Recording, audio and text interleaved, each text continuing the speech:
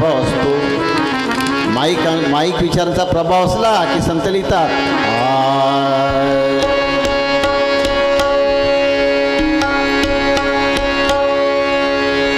माईकांची स्थिती नेनवे कोणासी, माईकांची स्थिती नेनवे कोणासी, माईकांची स्थिती नेनवे कोणासी, माईकांची स्थिती नेनवे कोणासी, माईकांची स्थिती नेनवे कोणासी, माईकांची स्थिती नेनवे कोणासी, मानसी वैतराहे मनोनी मानसी वैतराहे मनोनी मानसी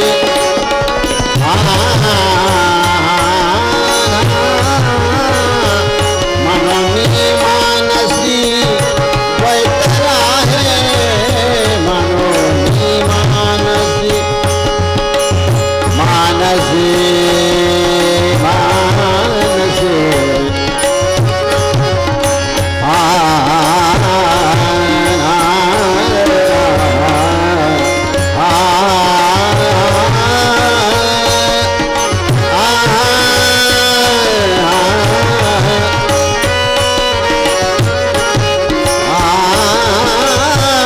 मनोनी मानसी वैतराहे माईकांची स्थिती नेनवे कोणासी, माईकांची स्थिती नेनवे कोणासी, माईकांची स्थिती नेनवे कोणासी. माईक विचाराने जीवन जगण्याची जी स्थिती आहे संत लिहितात माईक विचाराने जीवन जगण्याची जी स्थिती आहे ती कोणालाही जाणता येत नाही. माईकांची स्थिती नेनवे कोणासी मनोनी मानसी द्वैतराहे माईकाची स्थिती नेनवे कोणासी.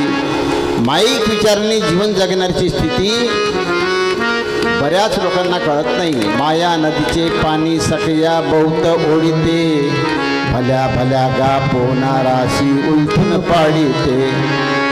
लक्षात घ्या. उलट उलट माघारा प्राण्या फिर गोते खासी, भरला पूर मायेचा लोंढा वाहून या जासी. हे माईक विचारांचा जो प्रवाह आहे तो प्रवाह मोठमोठ्या ज्ञानी लोकांना ओळखता आला नाही.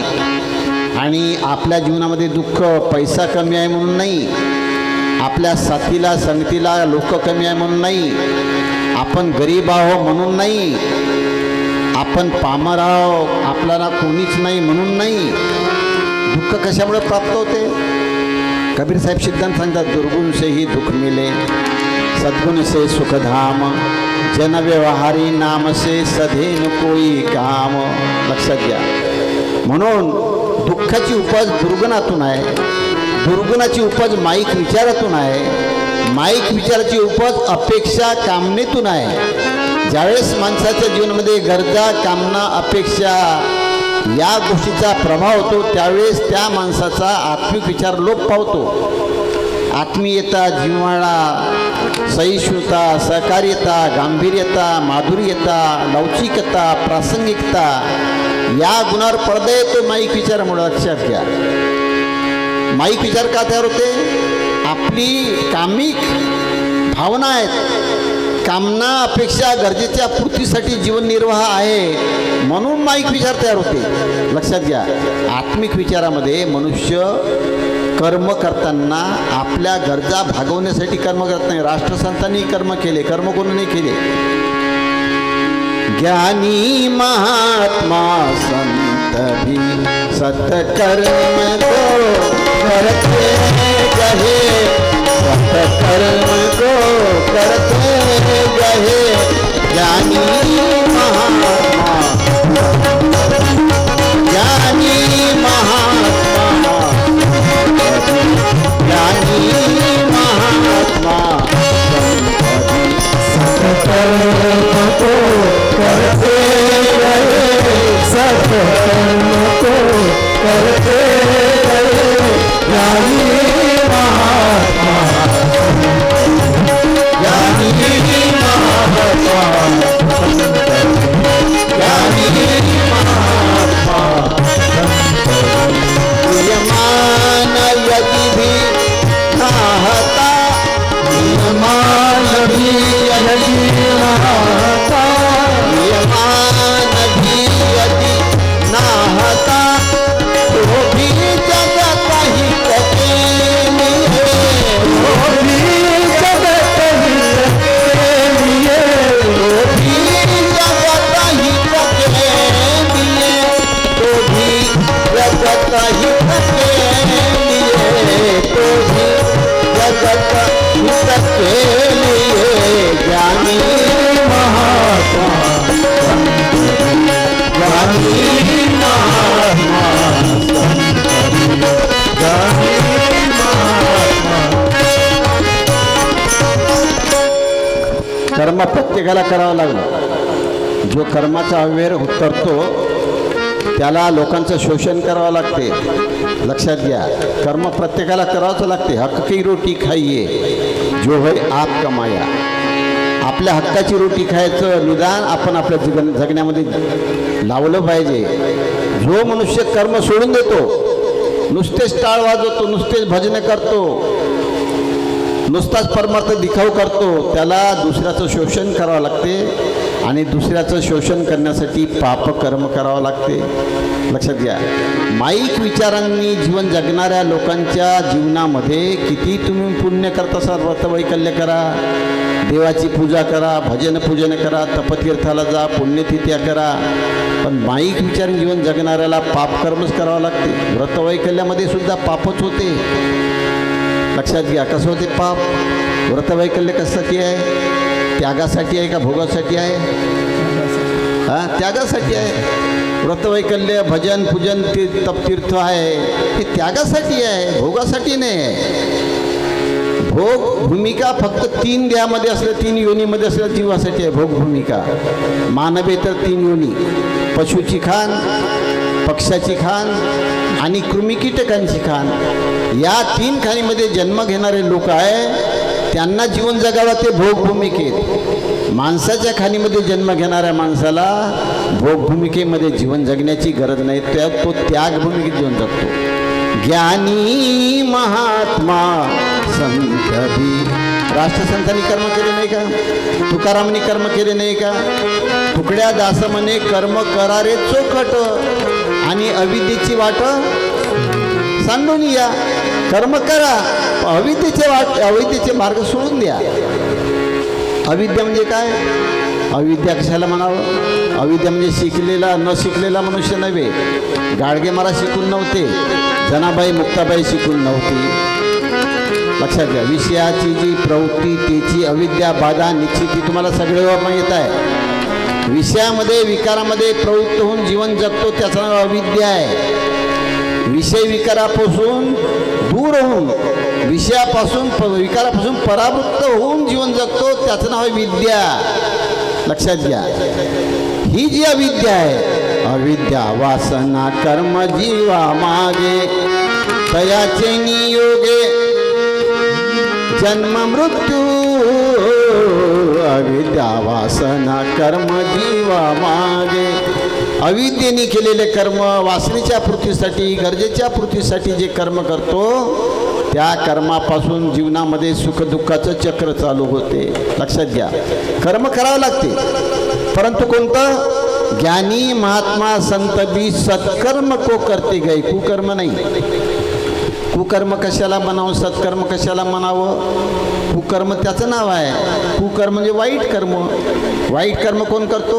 चोर करतो, व्यभिचारी करतो, बलात्कारी करतो, भ्रष्टाचारी करतो, लोभी लबाड करतो, आहे की नाही? दांभिक लोक करतात वाईट कर्म, कुकर्म.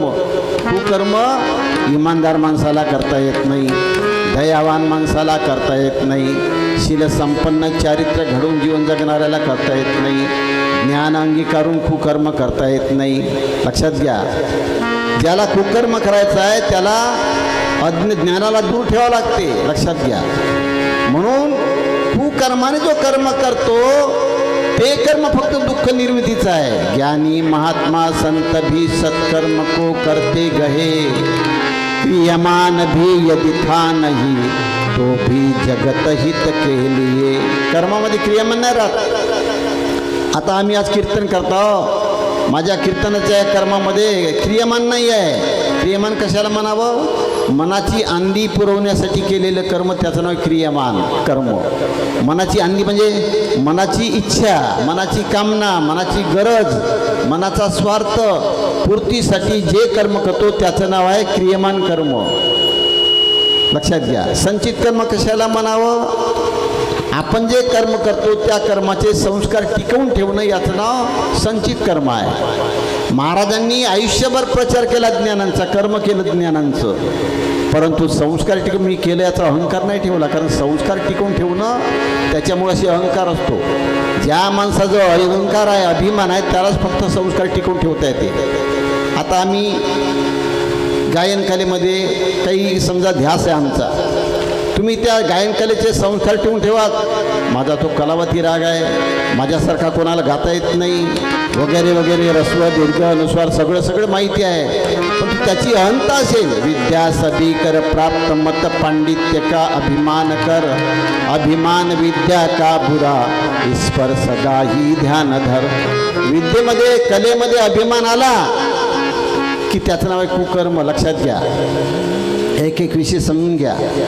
आपल्या करण्यामध्ये काही काही लोक चांगले आहेत, दानशूर आहे, सहकार्याची भावना आहे, परोपकार करण्याची भावना आहे, परंतु खूप चांगले आहे, पण त्या मुळाशी त्यांचा अहंकार राहते. मी होतो म्हणून त्या गावचं काम झालं, मी होतो म्हणून तो पोरगा शिकला नव्हता, होत शिकूच शकत नव्हता. मित्र, हा मिथ्या संसार तुम्ही बाजूला सारा. लक्षात घ्या.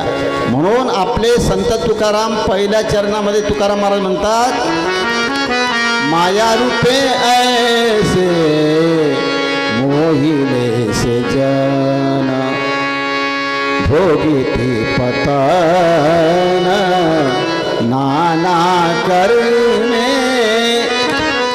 पहिल्या वेळीमध्ये आपणाला संकेत देतात की बाप हो, या जगामध्ये मायारूप म्हणजे देहरूप, देहरूपाशी निगडीत उदरनिर्वाहासाठी वस्तू प्राणी पदार्थांचा अपव्यय करून नाना प्रकारचे कुकर्म करणारे जे लोक आहे, त्यालाच नाना प्रकारचं नीच दुःख भोगावं लागते. भोगीती पतन नाना कर्मे. आपल्या जीवनामध्ये अशी काही नीच वेळ येते, काय करावं ते समजत नाही, विवंचून जाते मनुष्य, त्रस्त होऊन जातो आपण. कधी कधी विचार आठवत नाही, काय करावं काही सुचत नाही. दुःखच दुःख, शारीरिक दुःख, मानसिक दुःख, उपाधी आदी व्याधी उपाधीनं त्रस्त होऊन जातो. याचं कारण काय? याचं कारणच असं आहे, आपलं जे कर्माचं स्वरूप आहे ते देहरूपाच्या माध्यमाने त्याच्याशी संबंधित वस्तू प्राणी पदार्थांचा जो आपण अपव्यय करतो, की ज्या कामनेच्या आपल्या अपेक्षेच्या पूर्तीसाठी आपण जीवन जगतो, तिथून सुरुवात माणसाच्या त्रस्त होण्याला, दुःखाला, विवंचनाला सुरुवात होते. मला या पहिल्या तुकाराम महाराजांच्या ओळीमध्ये हे सांगायचं आहे एका शब्दात, जर तुम्हाला जीवन जगत असताना आमचा उचित उदरनिर्वाह व्हावा आणि आमच्या जीवनामध्ये कोणत्याही प्रकारची विवंचना येऊ नये, आमचं मन त्रस्त होऊ नये, आमच्या जीवनामध्ये कोणत्याही प्रकारचं दुःख प्राप्त होऊ नये, असं जर कुणाला वाटत असेल तर त्यांनी कामग्रास्त जीवनातून बाहेर या. कामना अशा अपेक्षा सोडून द्या, त्याच्या आहारी जाऊ नका.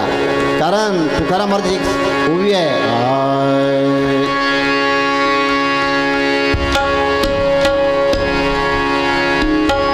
कामना डाकिनी, कामना डाकिनी, आड उभी राहे,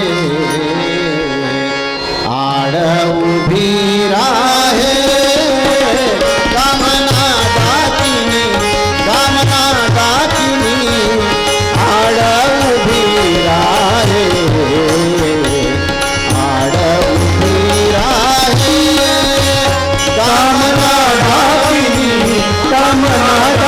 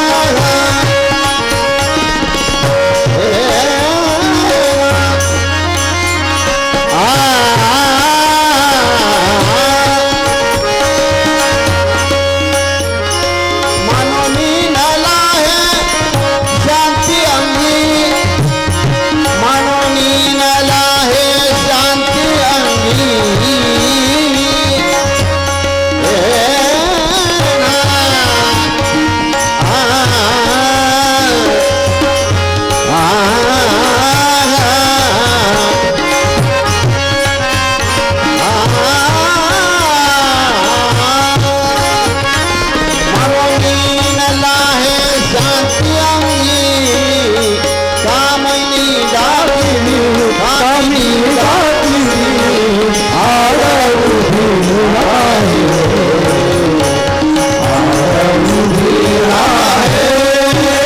कामिनी दाखिनी कामिनी दाखिनी आड उभी राहे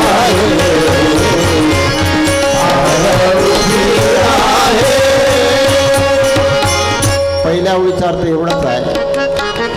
आपल्या जीवनामध्ये स्थिर शांत जीवन का जगता येत नाही.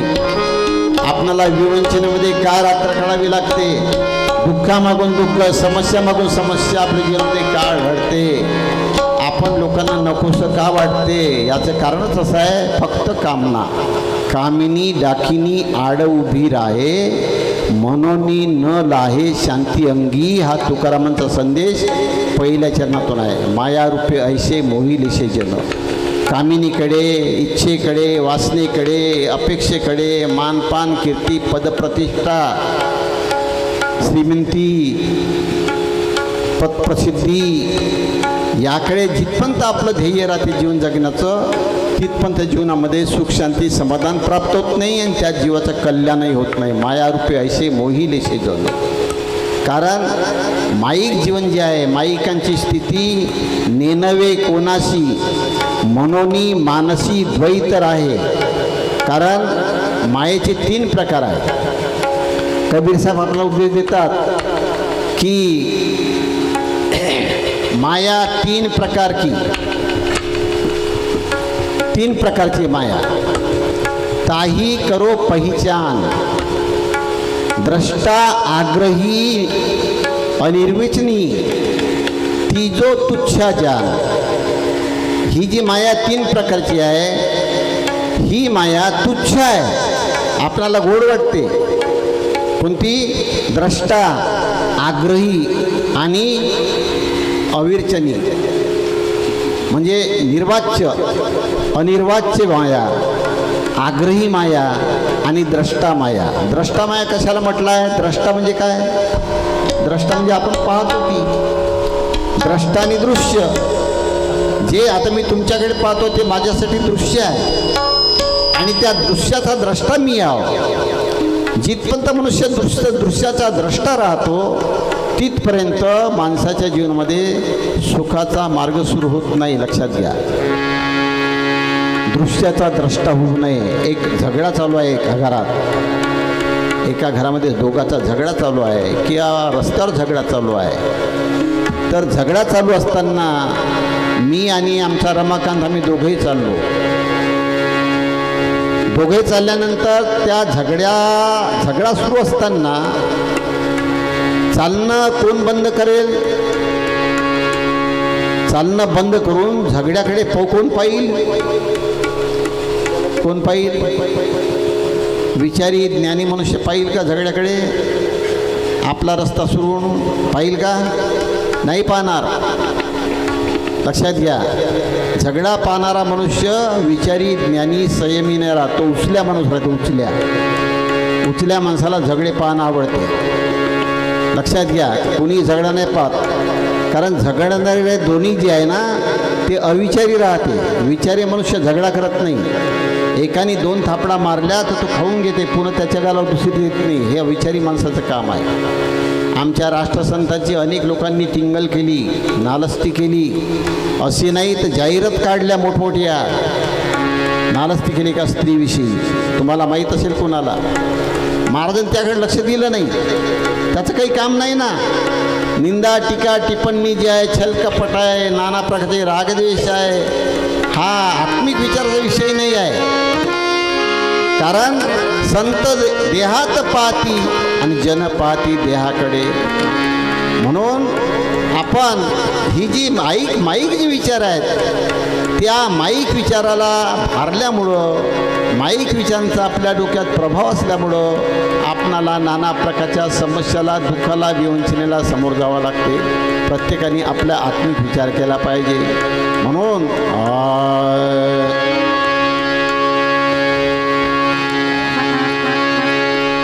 कठीण माया विद्या गुरुने निर्सुनिया धारली.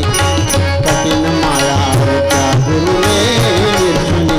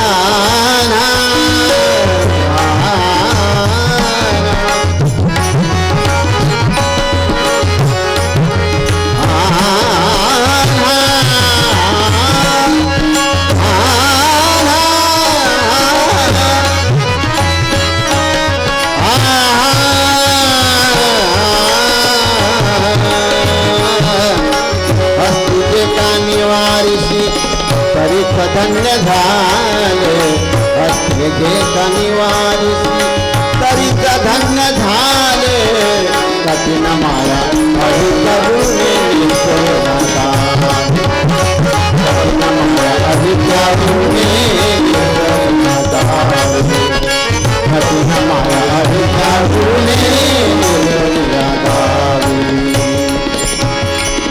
कठीण माया अविद्या गुरुने निरसोनिया दाविले हस्ते जे का निवारिसी त्याची धन्य झाले.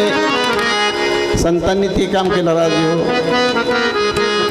संतांना असं काही प्रेरित नव्हतं संतांना की आमची पुण्यतिथी करावी, आमचे फोटो लावावं, आम्हाला हार चढवावे, आम्हाला श्रद्धांजली अर्पण करावी. नाही नाही नाही नाही ते विचार साधू संतांचे नव्हते. कठीण माया अविद्या गुरुने निरसोनिया दाविले हस्ते जे का निवारिसी त्याची धन्य झाले. आपली धन्यता कशात आहे? प्रपंच करणं, मुलंबाळ पोसणं, धन कमावणं, पदप्रतिष्ठा प्राप्त करणं, कारभार हाती घेणं, याचं खंडन त्याचं मंडन करणं, याच्यात धन्यता नाही राजे. धन्य जे का संसारी दयावंत जे अंतरी, ज्याच्या अंतरामध्ये दया आहे त्या दयावान माणसाला निष्ठुरपणे बोलताच येत नाही. माणसाच्या मनामध्ये दया आली का दया कोणाला जन्म देते माहीत आहे तुम्हाला सगळ्यांना. आता आठवत नाही, मी आता म्हटलं का आठवत हो बरोबर आहे म्हणून, नाही का. दया कोणाला जन्म देते? जहा दया तहा भक्ती. दया ही भक्तीला जन्म देते. निर्दयी माणसाला दया भक्ती नाही करता येत, भक्तीचं सोंग दाखवता येते. लक्षात घ्या. आता तुमच्या गाव तुम्ही 10,000 नेले, 5,000 नेले, 3,000 नेले ना, आता दया नाही राहत. दया नसेल तेव्हाच नेता येते पैसे राजे हो. दया असलेला माणूस तुमचे पैसे नाही, कारण कष्टाचे पैसे आहेत तुमचे. कष्ट करोनीच धन जोडावे ते धन सत्कारीच लोक वेचावे, निरर्थक न वेचावे छंदी कुणाच्या लागोने. प्रत्येक पैसा आपल्या एका भाकरीला, आपल्या एका भाजीला लागणारा पैसा तुमच्या कष्टाचा असला पाहिजे. हे संतांची शिकवणूक आहे. हकाकी रोटी खाईये, दुसऱ्याला लुटू नका, मोले सुकृत करू नये. आमच्यावर कीर्तनाची कला आली म्हणून याचं मोल आम्ही घेऊ नये. मोल घेणं हे निर्दयतेचं काम आहे. कारण घामाचा पैसा आहे तुमचा. तुमचा घामाचा पैसा तुमच्या मुलाबाळाला लागला पाहिजे. हे माझं चित्त मला साक्षी दिली पाहिजे. आईचं हृदय तसं राहते. आईचं हृदय मुलं जगले पाहिजे. मी उपाशी राहील चालते. आता आमचं कसं आहे, भुजियाचा जीव गेला तरी चाले, आम्हा सुखी केले पाहिजे सर्व मरण महादारा. हां, म्हणून हे आमची कीर्तनकार 10,000, 5,000, 7,000, 50,000, 60,000 3-3 तासाचे नेते निर्लज्ज आहे. म्हणून ही जी निलाद्रीची गोष्ट आहे ती आमच्या संतांनी सांगितलं नाही. लक्षात घ्या. संत म्हणतात कठीण माया अविद्या गुरुने निरसोनिया दाविले हस्ते जे का निवारिती त्याची धन्य झाले. ही जी माया आहे, दुस्तर माया आहे, त्या मायाचं निवारण करण्याचा संदेश आपल्या साधू संतांनी दिला आहे. पण तू ही माया समजली ना. माया रची तू आप ही है, आप उसमें फंस गया, ऐसा महाआश्चर्य है तू भूल अपने को गया. सगळ्या गोष्टीचा विधाता तू आहे. तू स्वतःला विसरलास.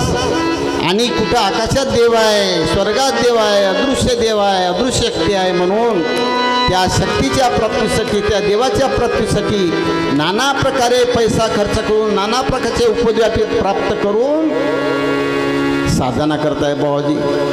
अपार धनाची धुळदाणी, अनिष्ट प्रथेची पेरणी, वृत्ती वाढेल ज्यांनी ऐशी करणे कित्येकांची. अंधश्रद्धेशी आनोनी पुर, लोका रुजविती मिथ्याचार, ऐशा उत्सवांचे प्रकार विचित्रची असती. असे विचित्र प्रकार आपल्या समाजामध्ये भक्ती मार्गात चाललेले आहेत. ढोल ताशे लागले आहे, नाच लागला आहे, डॅन्स लागला आहे, गुलवाल बुक्का लागला आहे. अरे संतांनी गांभीर्य आहे, गंभीर हो सबका हृदय सत्ज्ञान का वक्तव्य हो. नाही लिहिलंय, पण आपण गंभीर नाही होत. आपल्या जीवनामध्ये मजाक चालली, चेष्टा चालली, मौज चालली. हा संदेश आहे की माया रूपे ऐसे मोहिले से जन भोगी थी पतन नाना कर्मे. संत तुकाराम महाराज पहिल्या चरणामध्ये आपणाला संदेश देतात, बाप हो, नाना प्रकारचे कर्म करून नाना नीच दुःख भोगणार जे लोक आहेत त्या दुःखाचं कारण आहे माया रूपे ऐसे मोहिले से जन. हे मायारूप जगत आहे, मायारूप व्यवहार आहे, देहरूप व्यवहार आहे.